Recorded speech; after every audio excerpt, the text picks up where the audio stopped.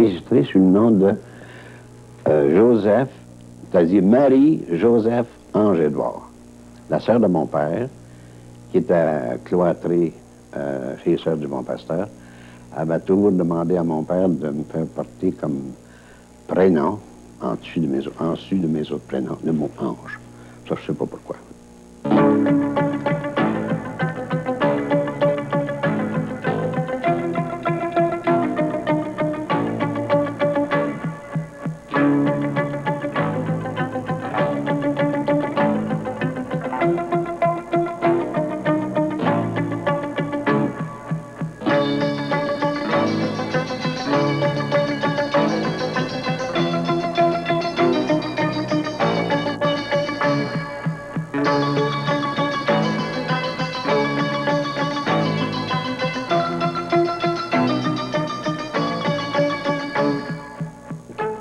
J'ai toujours été orgueilleux.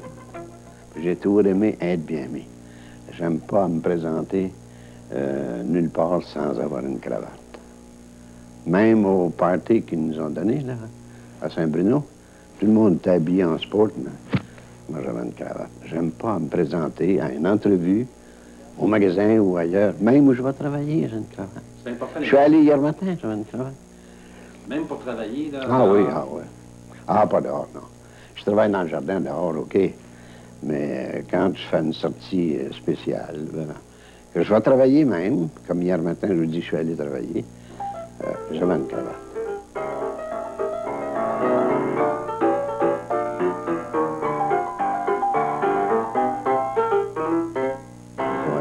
Ouais. Ah, ça, il faut pas me dépeigner. Il faut pas me jouer dans les cheveux. Non. Même pas votre femme va vous jouer dans les cheveux? Non, je ne joue pas dans les cheveux parce qu'elle sait depuis longtemps qu'il ne faut pas me jouer dans les cheveux. Elle m'a jamais joué dans les cheveux, à tous les points de vue.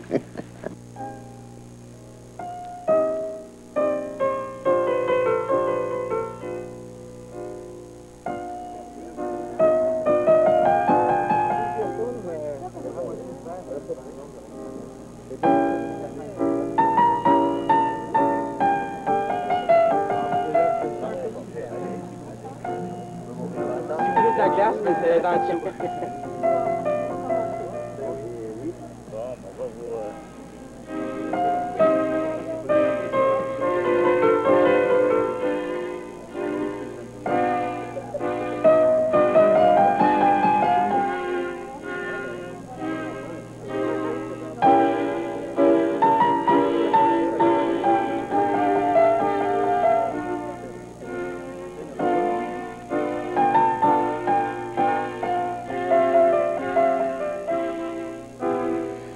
Je suis né le 14 août 1901.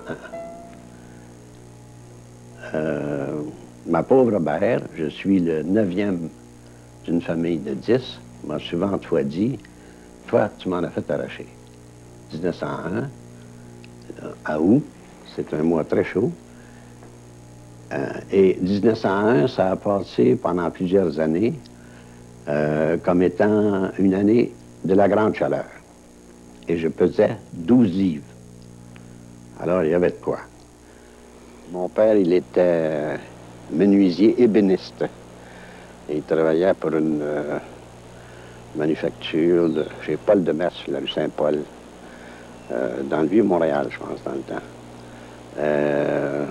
Cette manufacture-là faisait des balustrades, des fermes d'église, des hôtels, des tabernacles. C'était un ébéniste, un maître ébéniste.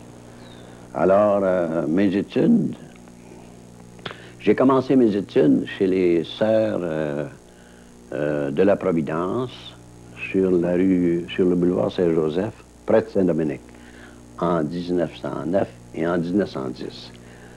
Ensuite, je suis allé à l'école Saint-Louis du Myland, rue Magloire, de 1911 à 1915. Et après une bonne 6e année, j'ai été accepté au Juniora d'Ottawa, où j'y suis resté faisant mon cours classique là, pendant 3 ans.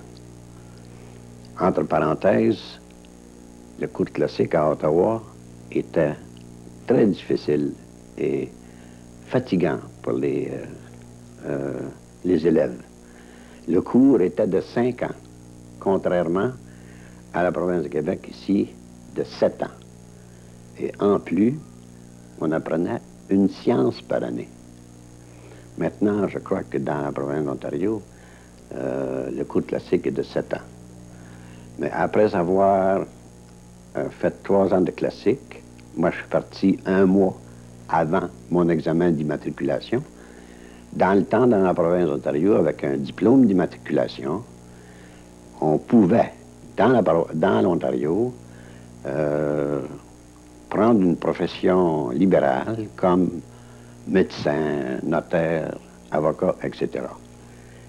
Et j'ai été obligé de laisser 1 mois à la fin de ma 3e année, 1 mois avant la fin de ma 3e année, parce que j'étais littéralement épuisé. Fatigué, j'ai été obligé de m'en aller à Upton pour me reposer.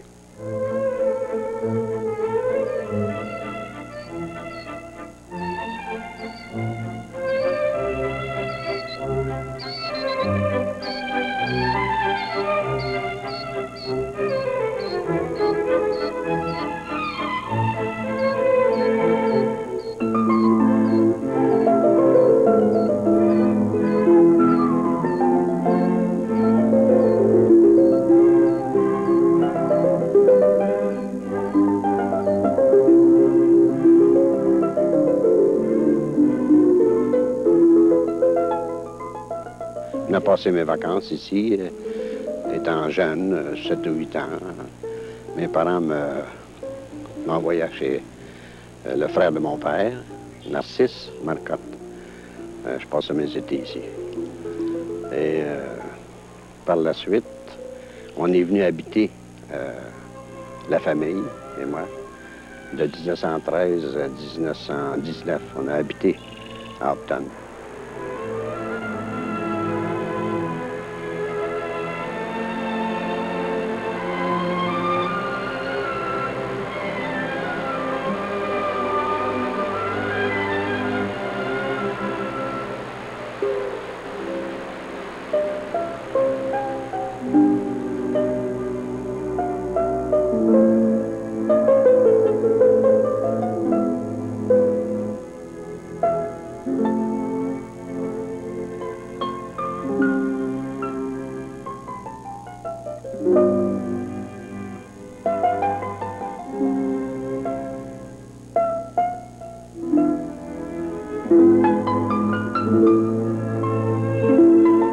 Nous sommes à Upton, en face du magasin général qui, de 1914, lorsqu'on restait ici, restait ici avec mes parents, appartenait à Marin et Langelier. Apparemment, on se servait de cette carte-là pour attirer les clients au magasin.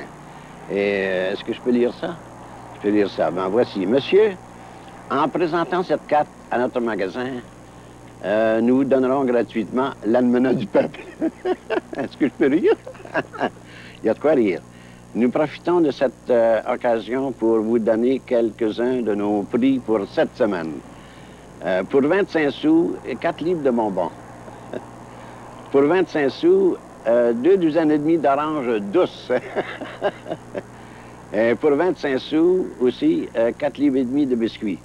Et une foule d'autres articles proportionnés au prix si haut.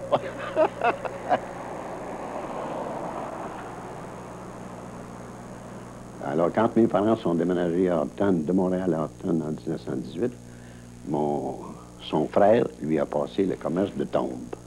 Alors, mon père, qui était menuisier, fabriquait lui aussi des cercueils. Vers 1920, on a commencé à recevoir de Saint-Pie-de-Bagotte des tombes carrées comme celles d'aujourd'hui, mais pas aussi luxueuses que celles d'aujourd'hui. Vous êtes toujours intéressé aux meubles, on voit ça. Ouais. Et on avait une grande remise à l'arrière de la maison, avec une salle d'échantillon pour exposer les cercueils et puis les casquettes. Puis on aidait notre père, quand il faisait des cercueils, à recouvrir ça de drap noir pour les hommes, du gris pour les femmes, et puis blanc pour les enfants. Puis on était obligé de, parce que c'était fait à la main, il y avait où est-ce que les planches se rejoignent, des nœuds. On était obligé d'emplir ça d'arc-en-ciel liquide, dans le cas que le mort coule, surtout ceux qui étaient morts d'hydropésie. Parce que dans le temps, il n'y avait pas beaucoup de gens qui se faisaient embaumer. Tu sais, les gens avaient un revenu très modeste dans ce temps-là, un peu partout, à Montréal même. Alors, donc, mon père était fabricant de cercueils, et mon oncle Narcisse, lui, embaumait les hommes. Ma tante et moi embaumait les femmes. Puis il était encanteur public, parce que dans ce temps-là, les avis des conseils provinciaux de la campagne et du village étaient obligés, on était obligé d'exposer ça à l'intérieur de l'église, mais il fallait que ça soit crié à la porte de l'église. Alors, il était crieur public. Puis il était encanteur à part de ça.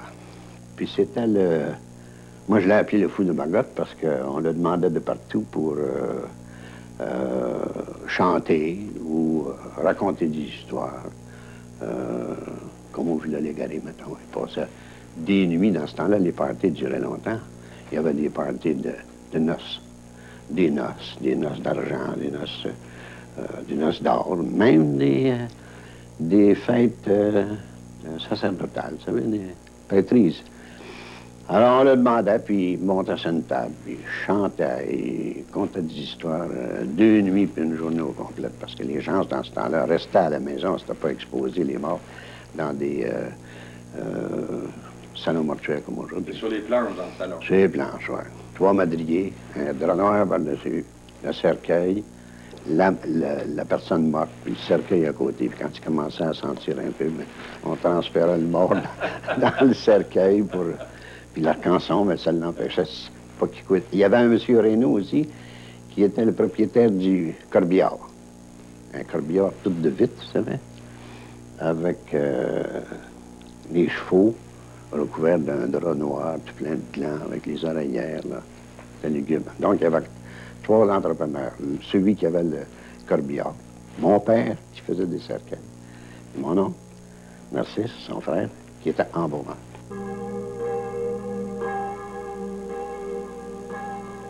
J'étais servant de messe ici en 1914.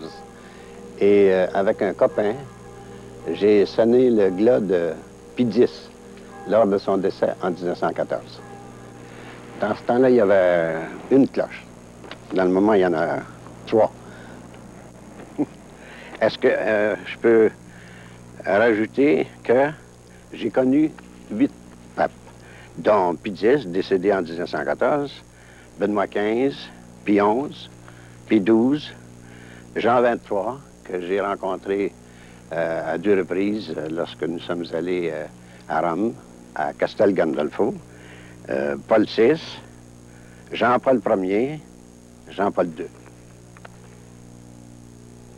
Dans ma jeunesse, quand j'allais à l'école du Myland, j'ai servi la messe. J'ai servi la messe à Upton.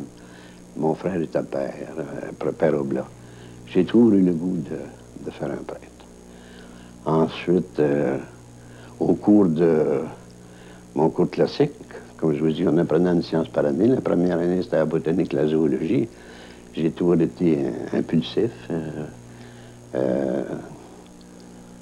Quand on nous parlait de, par exemple, la consomption des intestins,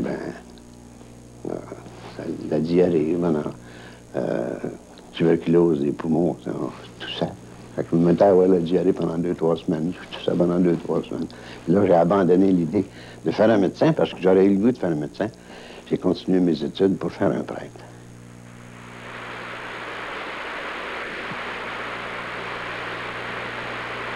À l'été, j'allais à la pêche. À la pêche en dessous du pont. On n'est pas allé tout à l'heure en dessous du pont. Et au château Macavilla, là, j'allais à la pêche. Et c'est là que j'ai commencé dans le commerce. J'achetais des œufs dans le village. Quand j'en avais ramassé je faisais du porte-à-porte. Hein? Quand j'avais ramassé 30 douzaines, parce qu'une caisse d'œufs, c'est 30 douzaines, j'envoyais ça à mon frère Charles, qui avait un commerce qui était épicier boucher sur la rue Guilford, tout près de Saint-André. Je lui envoyais une caisse ou 2 caisses par semaine. Je faisais 30 cents de profit, 60 cents. Même à la fin de l'été, j'envoyais des fèves, des pois, des patates. J'ai tout aimé acheter et vendre. C'est là que j'ai senti le besoin éventuellement d'être dans le commerce. Ouais.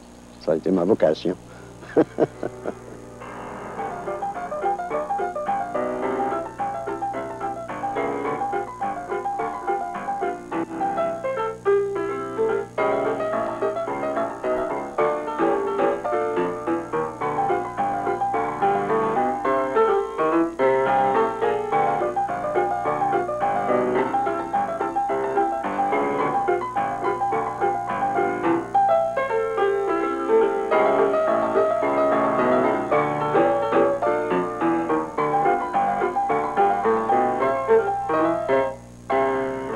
J'aime acheter puis vendre.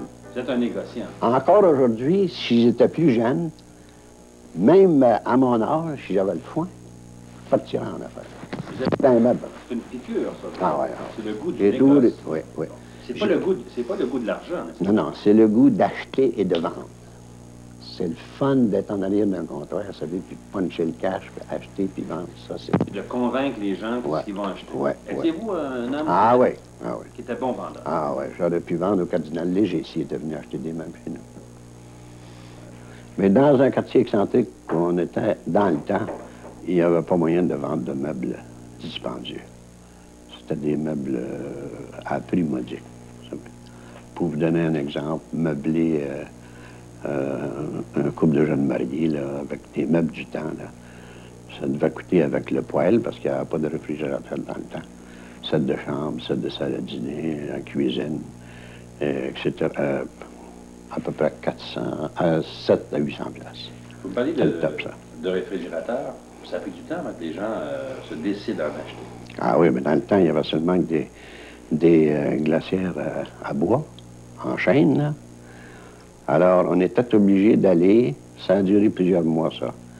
On était obligé d'aller chez Westinghouse, sur la rue Saint-Paul, c'est-à-dire McGill, tout près de Saint-Paul. Puis M. Cassidy nous donnait des conférences. Comment vendre un réfrigérateur? C'était quoi le truc? Le truc, c'était après la fermeture du magasin, à 7 heures, vers 8 heures, on réunissait 2 ou 3 couples pour leur vendre l'idée d'acheter un réfrigérateur. D'abord, exempter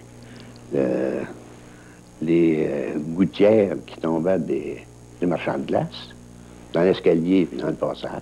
La propreté? La propreté. Il ne fallait pas oublier non plus d'enlever le plat le soir pour pas que ça coule au 2e étage ou au 1er étage. Et conserver les restes. Est-ce qu'il y avait des guerres qui se faisaient? Il y avait des guerres de compétition? Non, pas dans le temps. Non. Ça a commencé par Westinghouse, puis ensuite c'est venu la compagnie Victor, etc.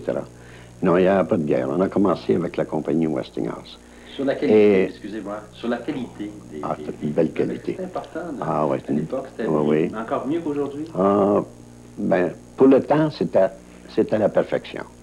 C'était la perfection. Ceux qui en avaient ont été très satisfaits. Maintenant, pour continuer à ce que je vous disais tout à l'heure, quand on réussissait à vendre à un couple, on avait un plan qui s'appelait « Use the user plan ». Servez-vous de celui qui s'en sert. Alors, nécessairement, la personne qui avait reçu un réfrigérateur recevait une foule d'amis et de parents, puis la femme vendait le frigidaire. Alors, dans le fond, les autres, ils ne regardaient pas la télévision, ils regardaient le frigidaire. Il n'y avait pas de télévision dans le temps. Voyez-vous, il n'y avait même pas de radio dans le temps. Évidemment, comme je vous ai dit tout à l'heure, dans un commerce de quartier, la presque totalité des gens dans Hochelaga et dans Maisonneuve, c'était des Canadiens français. Alors, on s'encourageait l'un et l'autre. Entre marchands et entre acheteurs et marchands. J'ai fait partie de l'ordre de Jacques Cartier, La patente. qui est éventuellement devenu la patente. Et On était affilié avec la Ligue La Chachez-nous, qui sortait je ne sais pas combien de milliers de circulaires par mois que l'on distribuait aux élèves pour que les élèves le donnent à leurs parents afin d'inciter les parents à acheter d'un Canadien français. Est-ce que vraiment il vous encourageait? Ah C'est oui, important dans l'esprit des gens, la chose. Ah oui, ah oui. On avait un panneau dans la vitrine des marchands canadiens français, d'ailleurs dans le bout des marchands canadiens français, avec l'affiche, une carte, la Ligue La Chachez-nous, pour s'identifier. Ouais. Quand j'ai commencé le magasin de meubles que j'avais acheté de M. Lazenès, j'ai commencé à faire ma collection en Helvétique. Par la suite, il y avait un monsieur qui me devait 35 piastres. Il n'était pas capable de me payer. Alors, il m'a offert son Ford, un siège. Ça devait être une Ford de 1921 ou 22. Et je lui ai donné un reçu de 35 piastres pour la Ford. Par la suite, je l'ai changé pour un Essex 4 portes pour 125 piastres de retour. Je vous dis tout ça pour vous montrer le pénible qu'il y avait à travailler dans ce temps-là. Je me servais de l'Essex 4 portes pour livrer sur le toit les matelas et les sommiers, et à l'intérieur, les chaises. On ouvrait le magasin à 8 heures, et on le fermait à 7 heures le soir. Donc, j'arrivais jamais à la maison avant 8 heures, 8 heures et demie, parce que parfois, j'allais faire de la livraison jusqu'à Notre-Dame-des-Victoires.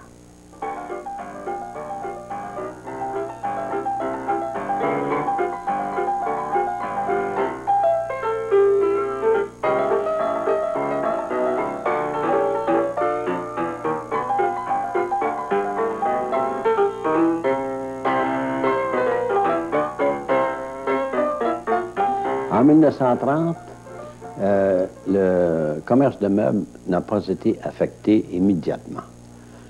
C'était plutôt les gens, les magasins qui vendaient des choses comme les bijoutiers qui vendaient des bijoux très dispendieux ou des manteaux de fourrure, tout ce qui se vendait dispendieux. Le commerce du meuble, comme je vous dis, n'a pas été affecté immédiatement, mais en 1931 et 1932, là, ça a été épouvantable.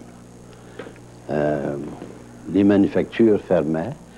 Il y avait dans notre région, Hochelaga et Maisonneuve, le Canadian Vickers, les Shop Angus, qui faisaient la réparation de vieilles locomotives seulement et la réparation nécessaire de bateaux.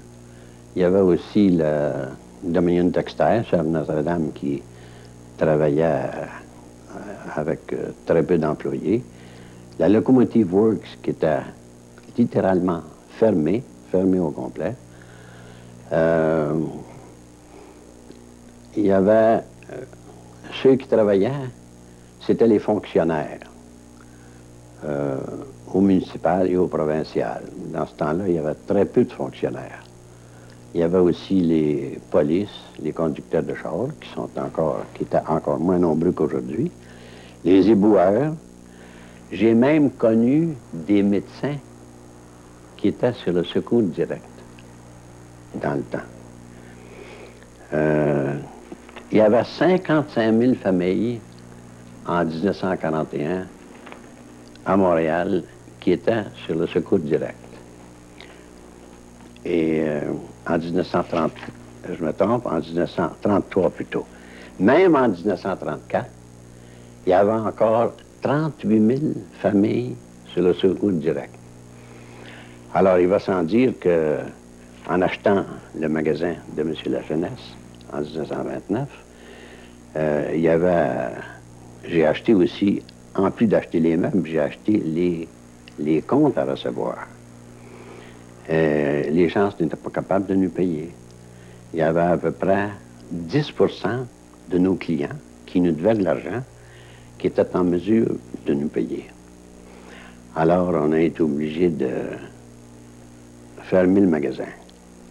Je me suis mis en association avec M. Lajeunesse, de qui j'avais acheté le magasin, Et on a été obligé de le liquider et de le vendre à la compagnie Petit-Légaré.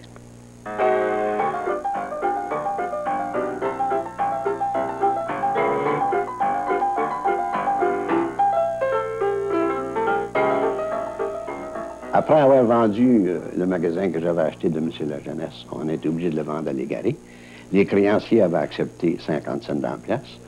On a réussi à vendre à Légaré qui cherchait une raison pour annoncer, c'est pour ça qu'ils ont acheté notre commerce. On a payé nos créanciers sans faire faillite, 75 cents dans la pièce.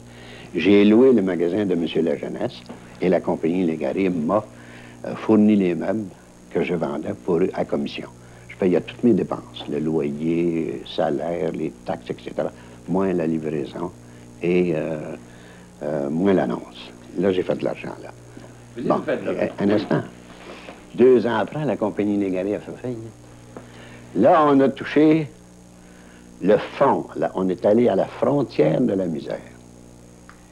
Légaré, en faisant faillite, là, on n'avait pas le droit de vendre de meubles à crédit. C'était à la commission. Expliquez-moi qu'est-ce que c'est que vous voulez dire par la frontière de la misère. Là. Ah, Pour vous, là. pendant 6 ou 7 mois, on n'était pas capable de payer le loyer à la maison privée. Pas capable de payer le loyer au magasin. Tout ce qu'on collectait de chez Légaré, à la suite d'avoir fait une vente au comptant, une petite commission que je séparais avec un employé qui avait des charmes de famille comme moi. Alors, on mangeait même pas de dessert. On mangeait, c'est tout. On s'habillait pas, on payait pas le loyer. Hein. On n'était pas capable de rien faire. Mais on n'est pas allé sur ce goût direct.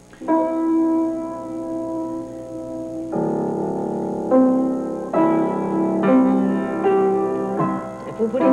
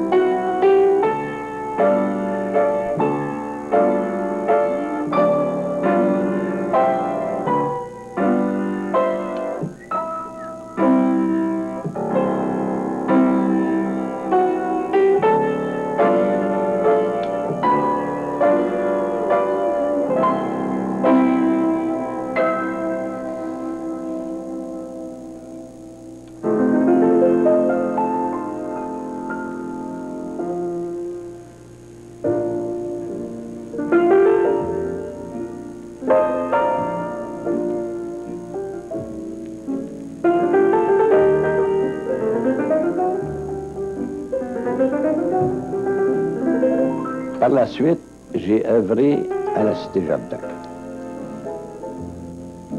À la Cité-Jardin, ensemble, c'était une coopérative d'habitation. La compagnie de propagande, c'était l'Union économique d'habitation. Puis on avait une compagnie du nom de les Cités-Jardins du Québec incorporée, qui était la compagnie de construction. Personnellement, je m'en suis occupé pendant 3 ou 4 ans. J'ai même fait une vue à peu près à 25% blanc et noir, puis le reste en couleur, sur tout le développement depuis le début. Si vous regardez la vue, vous allez voir la Cité-Jardin au complète, incluant la rue des Marronniers. C'était une des premières coopératives d'habitation. Première coopérative d'habitation.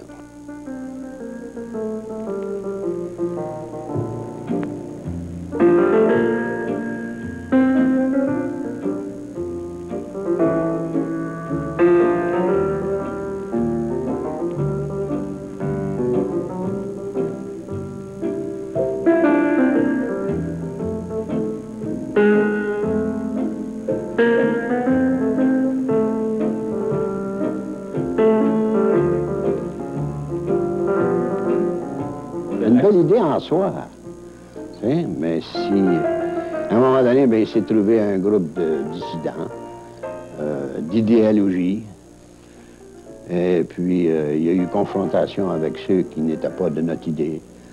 Alors, on a tout simplement demandé à un moment donné, dans une grande assemblée, moi j'étais à l'hôpital du Sacré-Cœur dans le temps, je m'étais fait opérer pour un cartilage.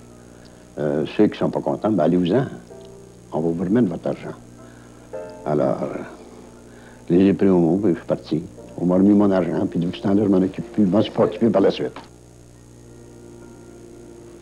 Je peux pas dire que les initiateurs du mouvement coopératif de la Cité-Jardin étaient des requins, mais à la suite d'une avalanche de, comme je vous ai dit tout à l'heure, d'idéologie, ben, il y a eu un démembrement de l'affaire. C'est une déception pour vous? Ça a été une grande déception pour moi. Et, assez souvent, le soir, encore hier soir, je me suis posé la question, pourquoi je suis parti de là?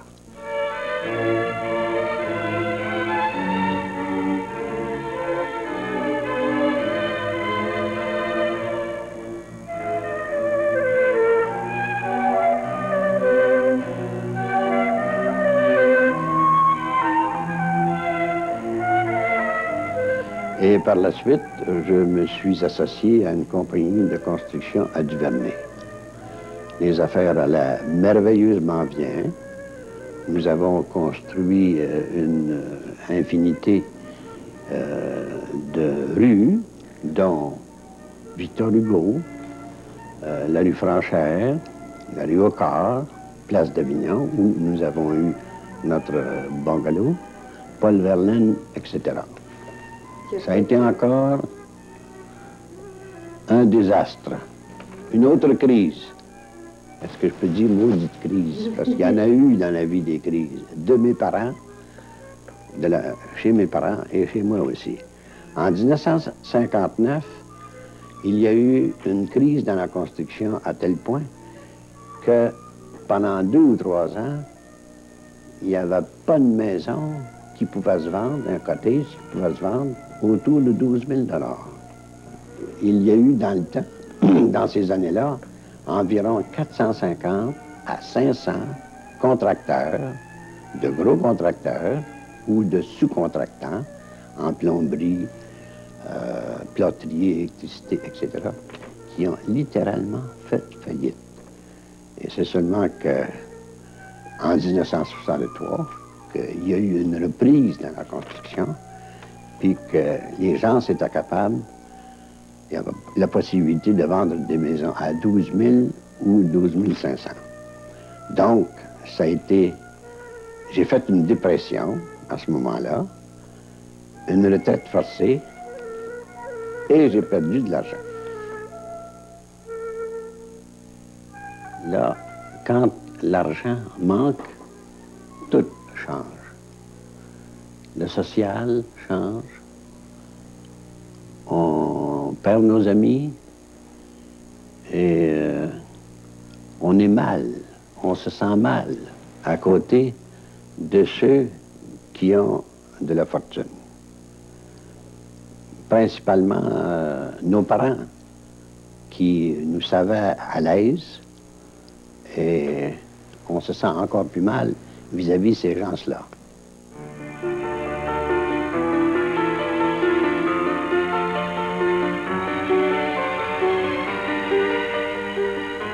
Je voulais vous dire que les échecs dans la vie c'est rempli d'échecs et de malchance. Le destin, à part la crise, aidant, j'ai tout réussi dans la vie. Donc, ma vie en affaires n'a pas été un échec. Mais après 60 ans, là, il faut se cracher dans les mains, puis il faut recommencer à travailler. Et effectivement, c'est ce que j'ai fait.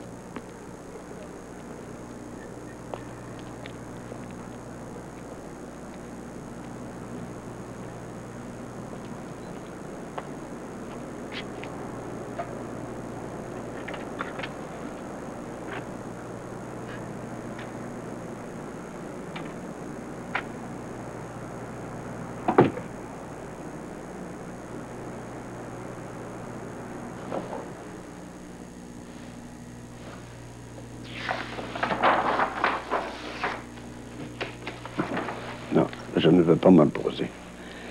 Tant que je suis capable de travailler pour me distraire, je vais travailler. D'ailleurs, je travaille encore depuis 1972 à date, 2 ou 3 avant-midi par semaine pour une compagnie d'excavation à Laval, pas loin de chez moi, de 9h30 à midi, à tous les jours. Ça va peut-être vous trouver étrange que je dise ça, mais on ne me donne pas mon âge parce que depuis les 7 ou 8 dernières années, partout où je travaille, j'ai un certificat de baptême moi, qui date de 1901, mais j'en ai un autre qui date de 1906. Alors j'ai tout fait à croire à mes employeurs que j'avais 5 ans de moins. Ouais, ben il est justement devant la télévision, lui. Ouais. Oh, ça fait à peu près 20-25 ans, je pense. J'en avais un gros avant. Le gros Exocycle qui coûtait 650 $. Quand on restait un bloc de l'Union. Mais trop gros pour le déménager ici. Fait que j'ai été obligé de transférer celui-là. Mais ça nous tient en forme, hein? Ma femme en fait aussi, elle en a 10 minutes. Pas supposé parler à la télévision, supposé la télévision, supposé. Je peux même parler à ma femme aussi, puis sourire, puis lui conter des histoires. Condition physique, ah oui, c'est bien important. Ouais. On fait du bicycle à tous les jours, tous les soirs, 15 minutes, 3 000. Et si ce soir, je vais en soirée, ou je m'absente de la maison, bien cet après-midi, je ferai mon bicycle que je dois faire demain.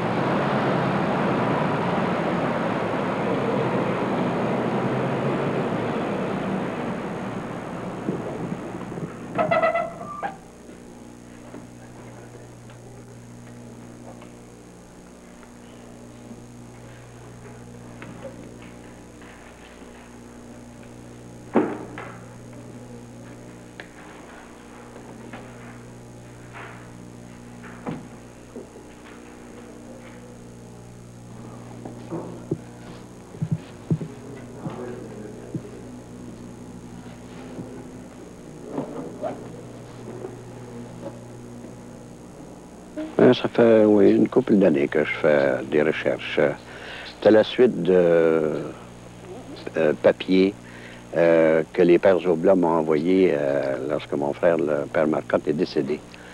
Et il avait commencé, lui, à faire des recherches.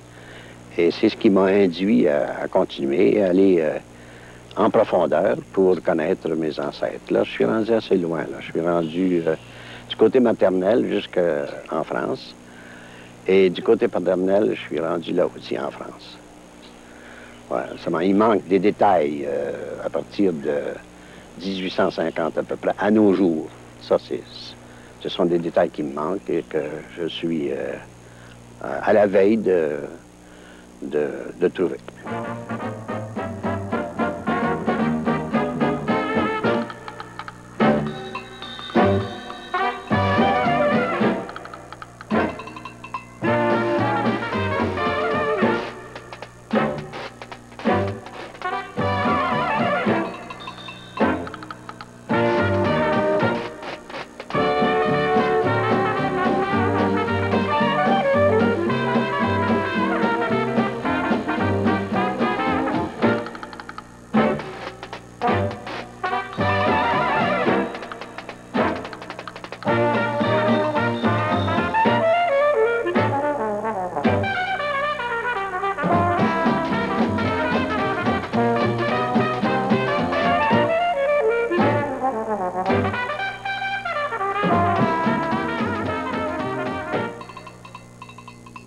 Bien, au cinéma, j'avais commencé dès nos fiançailles. Et quand la famille a commencé à arriver, à faire des photos fixes des enfants, mais j'ai toujours voulu et réussi à les avoir en mouvement. Et bien, je ne le regrette pas, parce que on revoit dans des soirées, des fois, tous ces films-là de nos enfants, jeunes, moins jeunes, les plus vieux, les mariages, etc., qui ont tous été filmés. Et il n'y a pas une vue en ville qui nous fait plus plaisir que ça.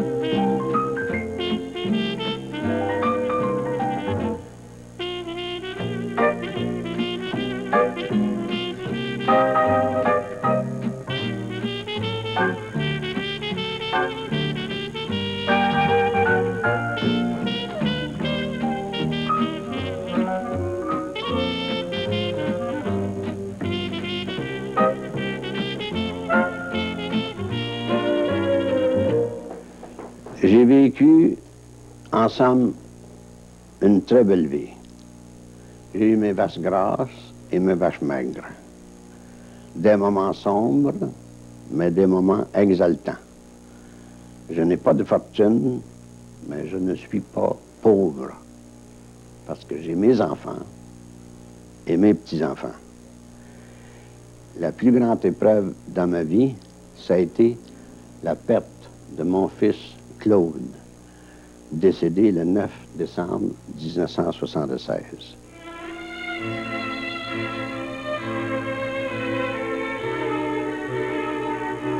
Ah ouais, ça a été la tragédie de ma vie.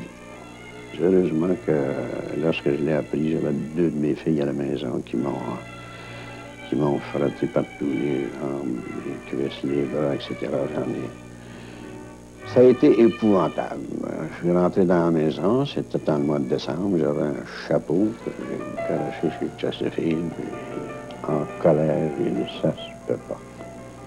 C'était une injustice pour vous à ce moment-là, la mort? Non, pas une injustice, non. Non. Une tragédie, mais pas une injustice. C'était difficile à accepter? Ah oui, puis on y pense encore tous les soirs. Quand on dit notre chapelet, on dit une dizaine pour lui en particulier, pour que le bon Dieu ait pitié de lui, puis qu'il le reçoive au plus tôt dans son beau royaume. 47 ans. 47 ans. Ouais. Ça aurait pu vous arriver à vous? Ça aurait pu m'arriver à moi? Oui. Oui. Ouais.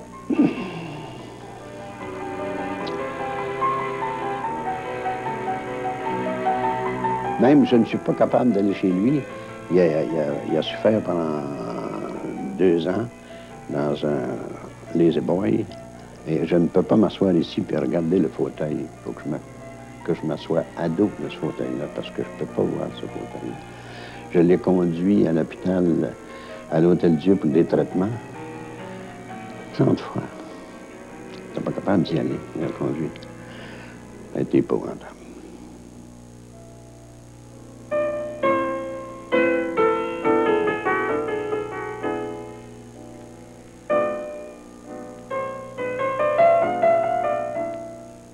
Ça aurait pu être une tragédie, la même chose, si j'avais perdu une de mes filles. Et aujourd'hui, ça se répéterait si je perdais une de mes filles. Parce que mes enfants, vous savez, il n'y a rien pour monter ça, c'est ma fortune.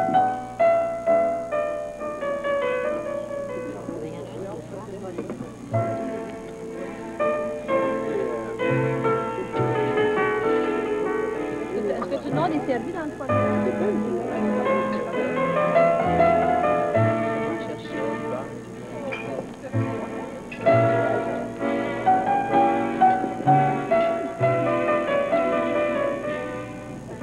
Si vous lisez Le livre de Job, là, le boss en haut, il a tout ôté. Même ses enfants. Et moi, il m'a tout ôté. Il m'a laissé mes 5 belles filles. Mes 22 petits-enfants.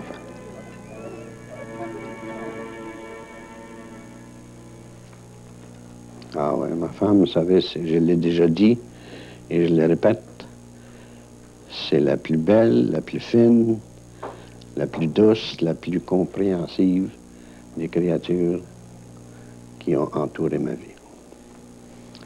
Ouais. Elle vous a appuyé d'une façon extraordinaire. Ah, toujours. Jamais, jamais, elle m'a contredit, puis jamais elle ne m'a dit, tu n'aurais pas dû faire ci, tu aurais dû faire ça. Jamais, jamais, jamais.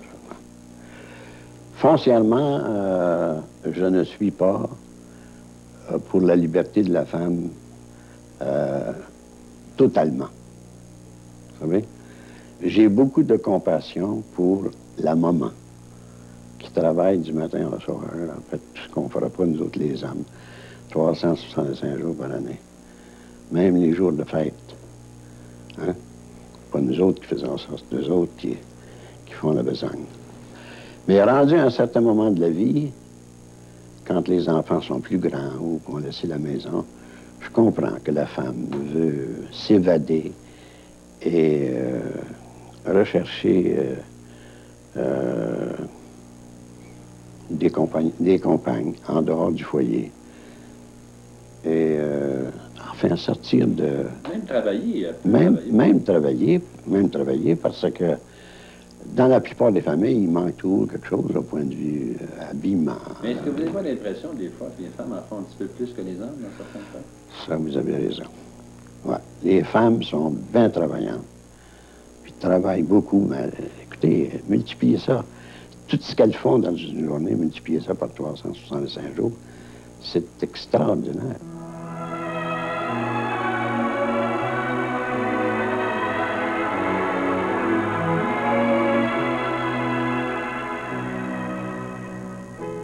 On vient de marier le dernier. Tous nos enfants sont désormais heureux sans nous. Ce soir, il me vient une idée, si l'on pensait un peu à nous, un peu à nous. On s'est toujours beaucoup aimé, mais sans un jour pour vraiment s'occuper de nous. Alors il me vient une idée, si l'on partait comme de vieux fous, comme de vieux fous.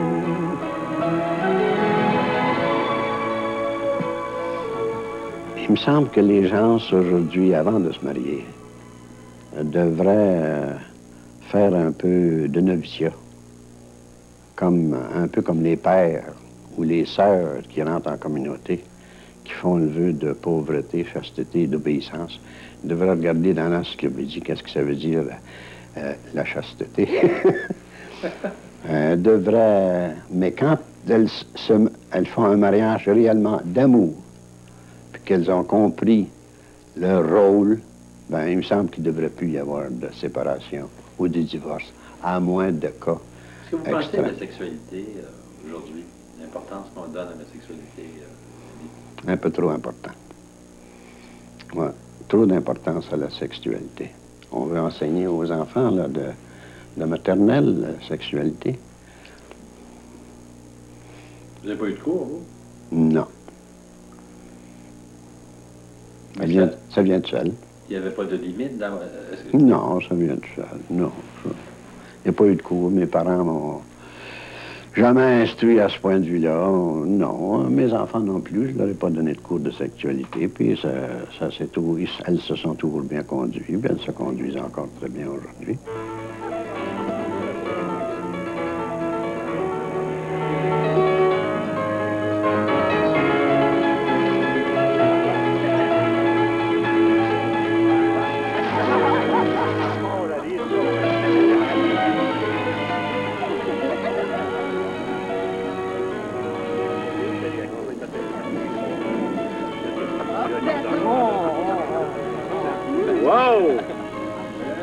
Christian Dior. c'est ça, là. Oh, oh. Robe des champs.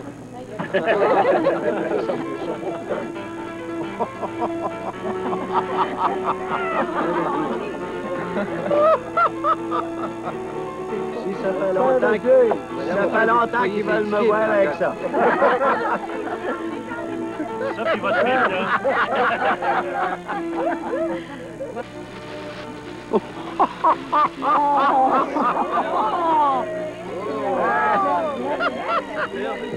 pense que ça fait 50 ans que je veux ça, moi. Une calabache. Posez-moi avec ça. Quand j'ai fêté mon 75e anniversaire de mariage, c'est-à-dire de naissance, 76, 77, j'y pensais pas.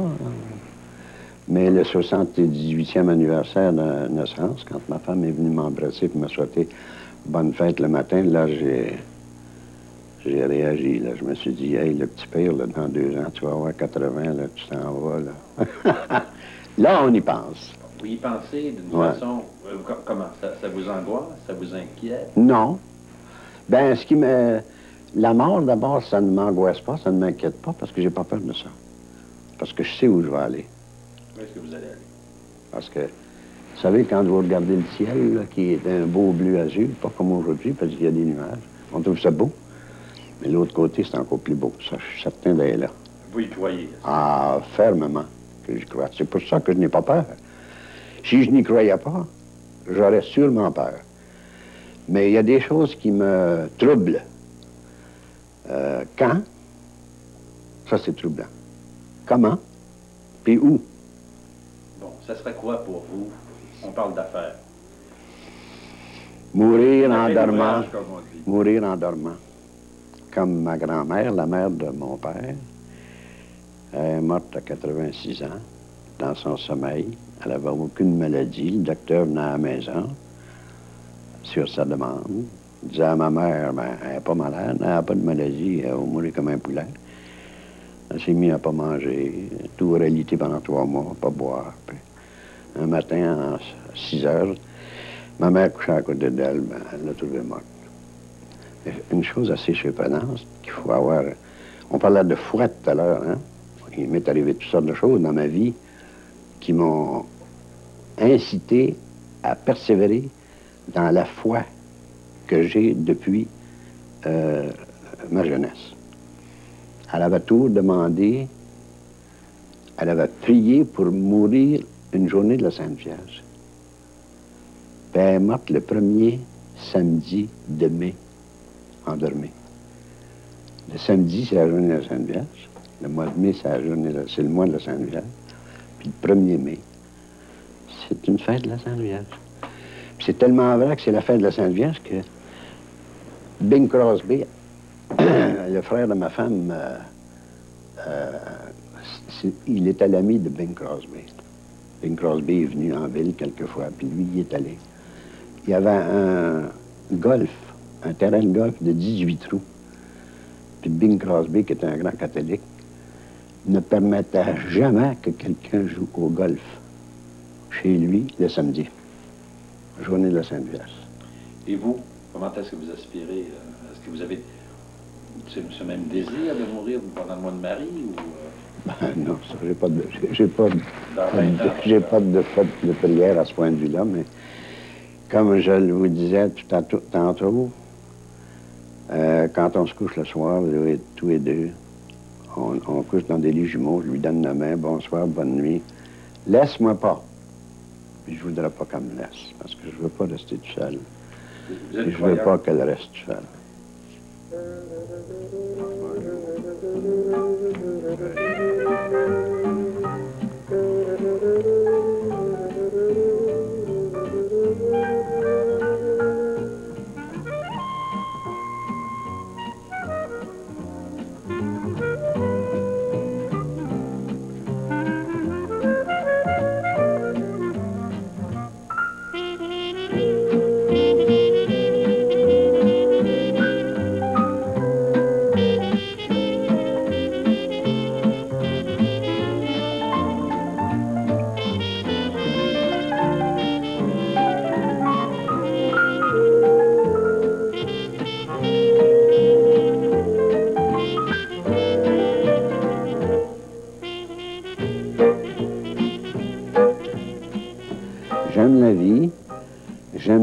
surtout, comme je vous l'ai dit plusieurs fois, dans ma famille, avec mes enfants, c'est là que j'ai du plaisir, et avec mes petits-enfants. Quand il y a un party en quelque part, là, qu'on se réunit tout le monde, là, c'est comme une récompense. C'est la joie de ma vie. J'ai passé ma vie à travailler pour le bien-être des miens, puis aujourd'hui, si c'était à recommencer, je ferais la même chose. Est-ce que la solitude, ça vous fait peur? Non, la solitude ne me fait pas peur. Je ne suis pas seul. Non, je ne suis pas seul. Si je venais qu'à être seul, là, ça me ferait peur. J'aurais resté en chambre, ça Saint-Denis, chambre et pension, je pense. Ou plutôt que de rester dans une maison de copages. Est-ce que vous planifiez à long terme, Eddie? Est-ce que vous faites des projets? Ah là, je me laisse aller, je ne fais plus de projet. Continuer à travailler, je n'ai pas de projet. Avez-vous un rêve que vous n'avez pas réalisé dans votre vie? Le rêve de continuer à vivre toujours amoureusement avec ma femme, mes enfants et mes petits-enfants.